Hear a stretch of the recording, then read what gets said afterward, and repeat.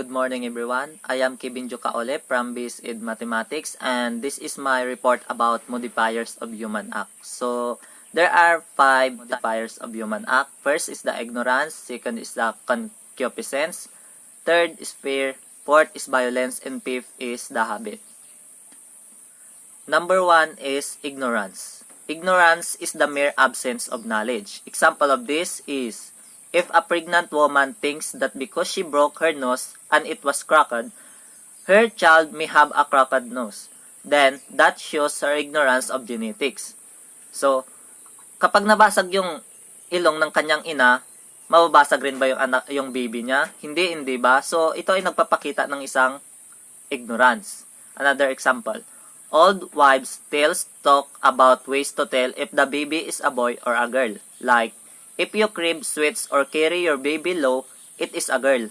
And if you crib meat and cheese and carry high and in front, it is a boy. Believing these stories is ignorant as they have no scientific basis.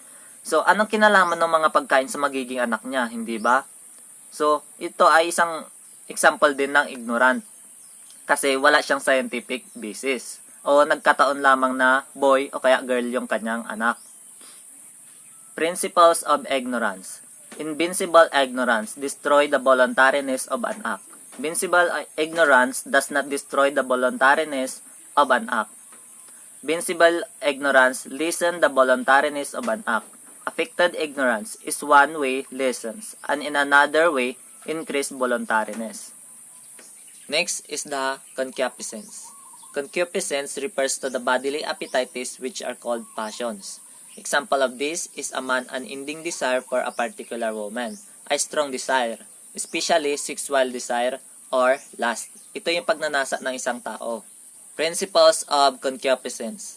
Antecedent concupiscence lessens the voluntariness of an act. Antecedent concupiscence does not destroy the voluntariness of an act. Consequent concupiscence, however great, does not lessens the voluntariness of an act. The third one is fear. Fear is defined as the shrinking back of the mind from danger. Example of this is a common phobias and fear includes close in places, highway driving, flying insects, snakes, and needles. You can develop phobias or virtually anything, while most phobias develop in childhood. They can also develop in later life. So, yung mga karanasan ng bata natin ay nagiging phobias at nadadala na natin sa ating pagtanda. Kaya natatakot pa rin tayo sa pangyayari na yon, kaya may phobia na tayo doon. Principle of fear. An act done from fear, however great, is simply voluntary, although it is regularly also conditionally involuntary.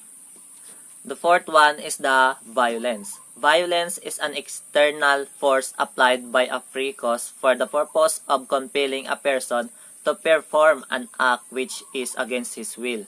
Example of this are child abuse, intimate partner violence, rape, sexual assault by strangers, and abuse of the elderly. Basta tong mga to ay yung mga pananakit sa atin ng mga kahit sino, basta sinaktan tayo, matatawag yun na violence. Principles of violence. Acts elicited by the will are not subject to violence. External acts cause violence, to which due resistance is offered, are in no wise imputable to the agent. And the last one is the habit. Habit is a lasting readiness and facility, born of frequently repeated acts for acting in a certain manner. Example of this is, you may automatically go brush your teeth after finishing breakfast as part of your morning routine. Kunwari, or example, kumain tayo ng umaga, tanghali, at hapunan. Pagkatapos nun ay automatically na tayo nagbabrush ng ating ngipin kasi nakasanayan na natin yon or tinatawag nating habit. Principle of habit.